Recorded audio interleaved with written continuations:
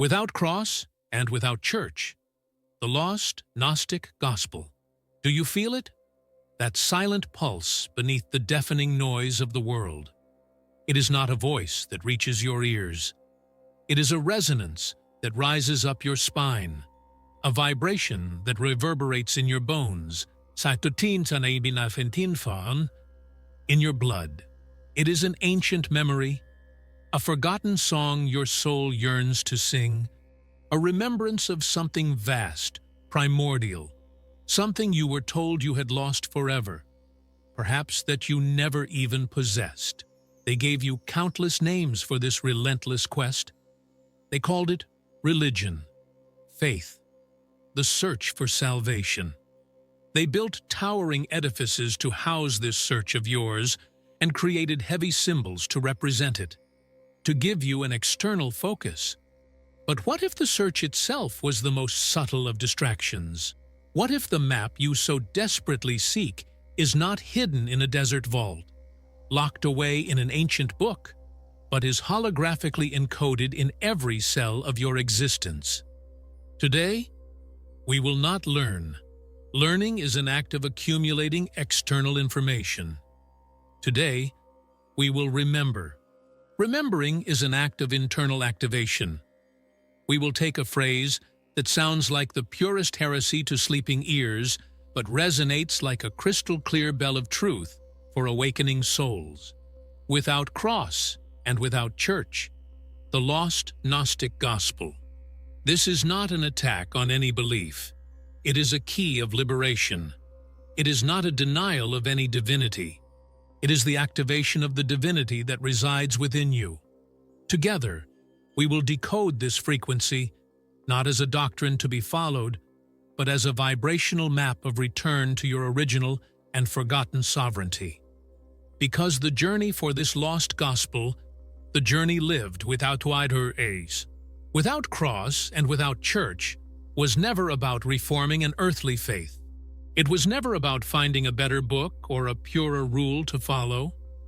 It was always about the grandest of revelations, remembering your true, undeniable, and magnificent cosmic heritage.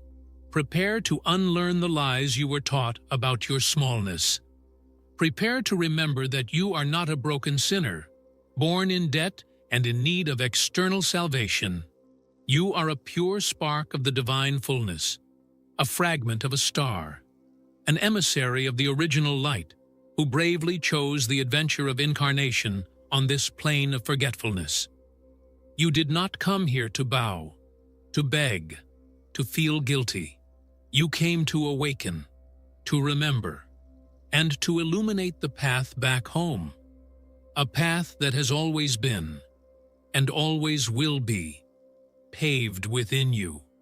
Let us begin the decoding. Let us begin the great remembrance. First key, the code of the lost gospel.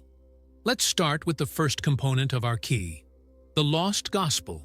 On the surface, what does this phrase evoke in your mind? Images of fragile scrolls, perhaps the Gospels of Thomas, of Mary Magdalene, of Philip, or of Judas.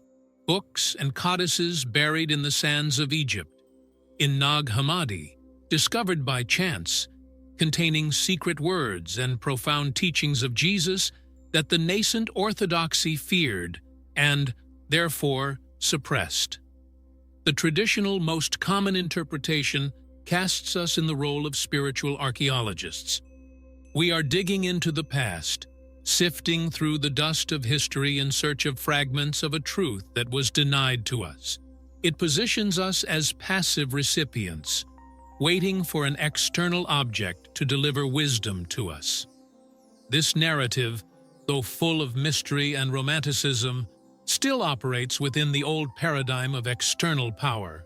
It subtly but powerfully tells us, you are incomplete. The truth is out there, separate from you. Find it, read it, and maybe, just maybe, you will be saved. But now, let's dive deeper. Let's go beyond the surface and decode the hidden code. The very word gospel comes from the Greek euangelion. Eu means good or true. Angelion means message or news, the good news, the true message. Religious tradition interpreted this as the good news of salvation through the sacrifice of an external savior. But Gnosis, which means direct, non-transferable inner knowledge, turns this idea inside out. What no one told you is that the Evangelion is not a story about the divine. It is the vibrational transmission of the divine. It is not a text to be read with the eyes of the mind, but a frequency to be recognized with the intelligence of the heart, with the wisdom of the soul. And why is it lost? Here is the central revelation, the paradigm shift that changes everything. It is not lost in the Egyptian desert. It is not locked in a vault in the Vatican. It was lost within you. It was lost under layers upon layers of social conditioning, religious doctrine, existential fear, and self-imposed forgetfulness. The system of this world, the consensus reality that the Gnostics called the domain of the demiurge, the false creator, the architect of the material matrix who believes himself to be the supreme God, is a perfectly designed amnesia machine. It operates by creating constant noise, infinite distraction, and a false identity called the ego, whose main function is to believe itself separate from the source, thereby generating fear and desire. To lose the gospel was the act of forgetting who you truly are. It was the cosmic trauma of believing in the illusion of separation. Therefore, the lost Gnostic gospel is not an object to be found. It is a state of being to be remembered. It is the good news of your own divinity, a message that lies dormant in your spiritual DNA. Like divine software waiting for the correct password, the right frequency, to be reactivated. This radically transforms your role. From a passive archaeologist, you become a conscious and powerful activator. You do not need the permission of any priest, any guru, any book to access this gospel. It is your inalienable heritage. Every time you sit in silence and meditate, silencing the noise of the outer world, you are digging through the layers of your own soul. Every time you experience a moment of sudden clarity, of astonishing synchronicity, of overflowing unconditional love, you are reading a living page of this inner gospel. Every conscious breath you take is a silent recitation of its most sacred truths. The good news is this: the portal to the divine fullness, to the pleroma, as the Gnostics called the totality of divine consciousness, is not in the sky, nor in an ancient book, nor in a distant place. The portal is you. You are the living gospel, the true message in human form, and the journey to find it is simply the journey inward. The journey of shedding the heavy garments of the lies that convinced you that you were anything less than divine magnificence in expression. This is the first great activation, to recognize that the external search is an illusion. The search ended the very moment you realized the treasure has always been within the seeker. By accepting this, the very nature of your reality begins to transform. You cease to be a follower of rules and become a knower, a Gnostic in the true sense of the word. You stop searching for external answers and begin to embody the question, knowing that the answer will resonate from within at the right moment. This is a silent and profound rebellion against all systems of control that thrive on your amnesia. It is your declaration of spiritual independence. It is the announcement that you are ready to read the sacred text of your own being. But to read this inner gospel with clarity, you must first free yourself from the energetic anchors that bind you to the old narrative of external power. And this leads us directly to our next, and perhaps most controversial, key of activation. Second activation: liberation from the qui, without a cross, code now. Let us address the most charged, most energetically dense, and most emotionally potent symbol in Western spirituality. The cross, and our key, our map, instructs us to proceed without a cross. To the deeply conditioned mind, this sounds like the ultimate blasphemy, a rejection of the sacred. The superficial and traditional interpretation of the cross is the central and non-negotiable pillar of many faiths. It is presented as the ultimate symbol of divine sacrifice, of the love that surrenders to death, of the payment for the infinite debt of human sin. It is the emblem of redemption through the excruciating suffering of a Savior. The narrative we have been told, repeatedly, is this: you were born flawed, stained, in sin. Someone of infinite purity had to suffer and die in the most horrific way imaginable for your sake, to pay a debt you could never pay. Your salvation, your only hope, depends on believing in this act, on venerating this symbol of torture and death. This narrative, however well-intentioned it may have been in its origin, operates on a frequency of debt, guilt, and fundamental unworthiness. It places you, from birth, in a position of perpetual inferiority, forever indebted to an external sacrifice that can never be fully repaid. It anchors the collective consciousness in the energy of suffering as a necessary, and even noble, path to approach the divine. To venerate the cross, in this context, is to keep oneself tuned to the vibration of trauma, separation, violence, and the need for a bloody intermediary to achieve redemption. But what did the Gnostic mystics know? What does esoteric wisdom whisper through the ages? What does the hidden code within the phrase, "without a cross," truly reveal? This is not a rejection of the great master of wisdom they called Christ. On the contrary, it is a rejection of the distortion and appropriation of his liberating message. The hidden code of the cross is not about a historical event of torture, but about a cosmic, universal, and deeply internal process.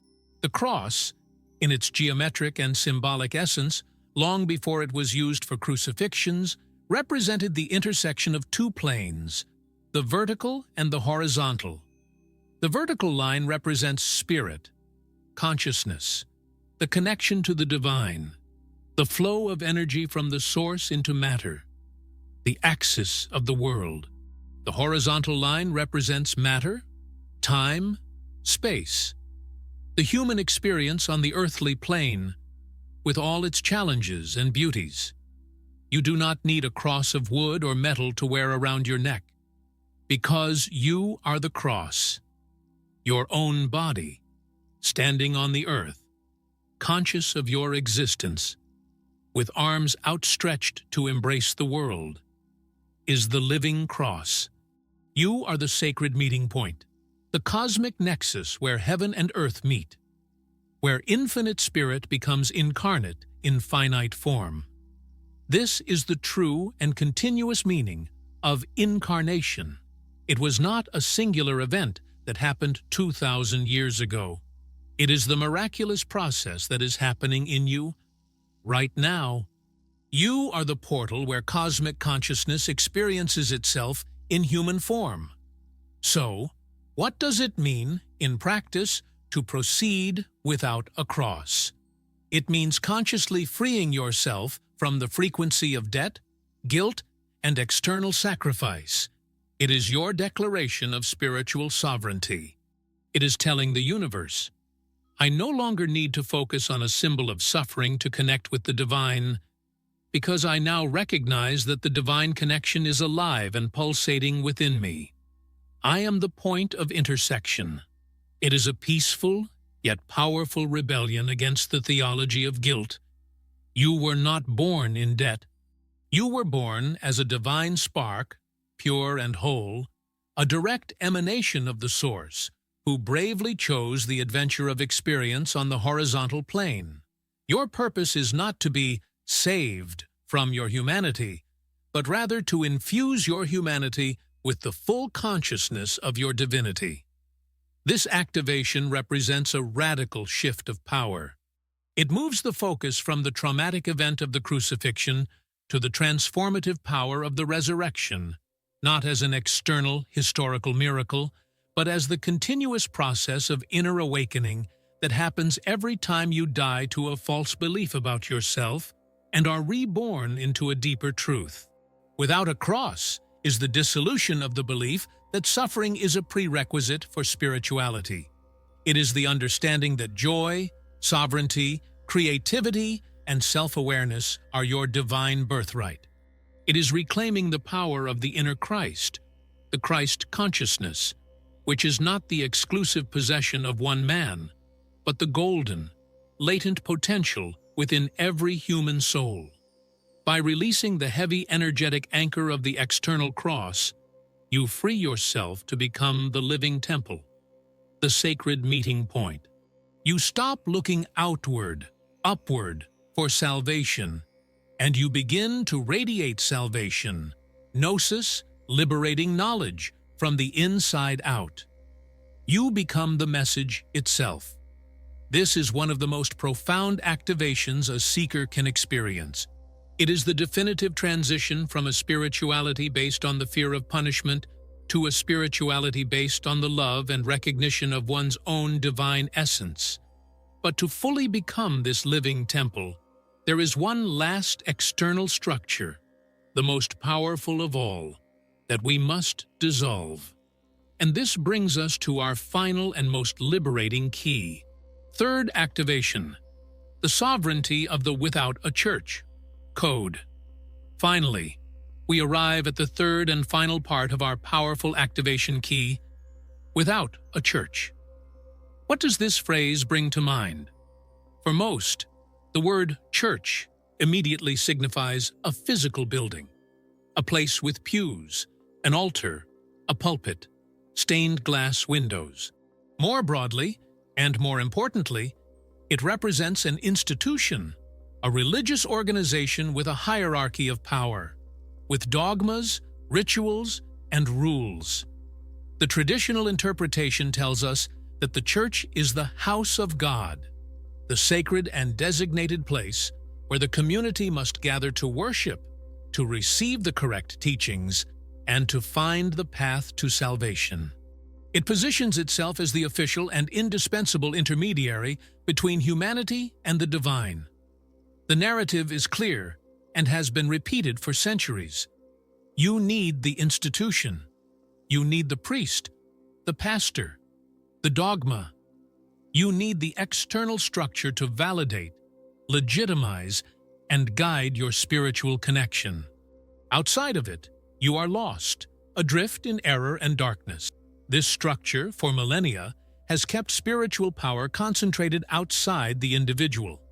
It created a system of dependency, where your innate connection to the source must be mediated, interpreted, translated, and sanctioned by an external authority.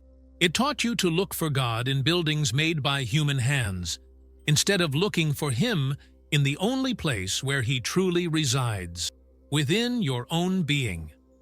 Now, let's decode the hidden code and activate our final sovereignty. The word church comes from the Greek ekklesia. The original meaning of ecclesia in the ancient Greek world had absolutely nothing to do with a building or religion. It meant an assembly or a congregation of the called-out ones. It was a secular term for a meeting of free citizens summoned to deliberate and decide on the important affairs of the city. The early Christian mystics, the Gnostics, adopted this term, but its meaning for them was profoundly esoteric, internal. The assembly of the called-out ones was not a group of people gathering in a building to hear a sermon. It was an inner convocation. It was the assembly of the fragmented parts of your own soul being called back to unity by your divine spark, the inner Christ, your higher self. The true ecclesia is the unification of your mind, body, and spirit. It is the alignment of your human self with your divine self. It is the sacred gathering of all your facets, the light and the shadow, the masculine and the feminine, the sacred and what has been judged as profane, into an integrated, coherent, and harmonious whole. You do not go to church. You are the church. Your body is the sacred temple. Your bones are the pillars. Your skin is the veil. Your heart is the flaming altar. And the divine breath of life that flows through you is the only Holy Spirit you need. The sacred ritual does not happen on Sunday mornings. The ritual is every moment lived in full consciousness, every act of compassion, every thought of gratitude, every word of truth. The declaration without a church is, therefore, the final act of reclaiming spiritual authority. It is the dissolution of the intermediary. It is the bold, radical, and unequivocal declaration that you have a direct, personal, and uninterrupted connection with the source of all life. You do not need a priest to interpret the divine will for you, because the silent, wise voice of the divine speaks in the sanctuary of your own heart. You do not need a dogma to tell you what truth is, because gnosis, direct and experiential knowledge, blossoms from within you when you align with your soul. You do not need a building to find holiness, because you finally understand that the ground beneath your feet is sacred. The air you breathe is sacred, and the vessel of your body is the most sacred sanctuary of all. This is not a call to isolation, quite the contrary. When you realize that you are the temple, you begin, for the first time, to recognize the temple in everyone else. The true spiritual community, the true global ecclesia, is not based on an affiliation with an external institution, but on the mutual recognition and resonance of the divine spark that dwells in every being. We connect not by shared dogma, but by shared soul frequency. We find one another in the vibrational field of awakening. To proceed without a church is to graduate from the spiritual kindergarten of obedience to external rules and enter the mastery of spiritual self-governance. It is learning to trust your inner compass, your intuition, above any text, tradition, or external authority. It is your graduation. It is your coronation as the sovereign king or queen of your own inner kingdom. And when you fully integrate this truth, when you realize that you are the living gospel, that you are the cosmic meeting point, and that you are the sacred temple, the search ends, and your true purpose finally begins. So, here we are, at the end of this decoding, but at the true beginning of your remembrance. We have seen that the lost gospel is not a book, but the vibrant memory of your own inner divinity, the good news that you were never, not for a second, separate from the source.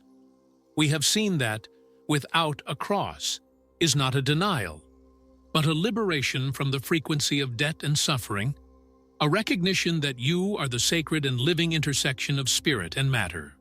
And we have seen that without a church is not isolation, but the supreme declaration of spiritual sovereignty, the remembrance that your body is the only temple you need to commune with the infinite. This combined key, without cross and without church, the lost Gnostic gospel, is no longer a phrase of rebellion. It is your original blueprint. It is your divine architecture. It is the tool you use to dismantle the prison of forgetfulness that was built around you and within you. This is not a new religion to replace the old ones. It is the absence of religion. It is the return to the primordial, direct, and intimate relationship with the mystery, with the one consciousness that dreams the universe through your eyes. You, seeker, remembering soul, came to this world not to fit into belief systems, but to shatter them with the light of your own gnosis. You came to remember that your cosmic heritage is not one of sin, but of splendor. You are a spark of the divine fullness, and your purpose here is not to bow down, not to ask for forgiveness for existing, but to awaken fully to your magnificence and illuminate this world with the frequency of remembrance. Now, it is time to seal this activation. Not with a vow to an external entity, but with a declaration of power to the universe and to yourself. It is an act of energetic anchoring. I want you to go to the comments and declare your sovereignty, your remembrance. It doesn't need to be long. The truth is always simple and resonant. Write, I am the temple. I have remembered. Or simply, I am Gnosis. Make this declaration your anchor. Every time doubt arises, return to it. Every time the world tries to tell you that you are small, whisper it to yourself. Send this signal to other seekers who are awakening. Share this frequency, not to convert, but to connect with other souls who vibrate on the same wavelength. Subscribe if you feel the call to continue on this journey of decoding and remembrance. Remember, the journey home is not a journey to another place in time or space. It is a journey to the center of your own being. You are not seeking the light. You are the light. Now go and shine, with power, with peace, and with the sovereignty that is your divine birthright.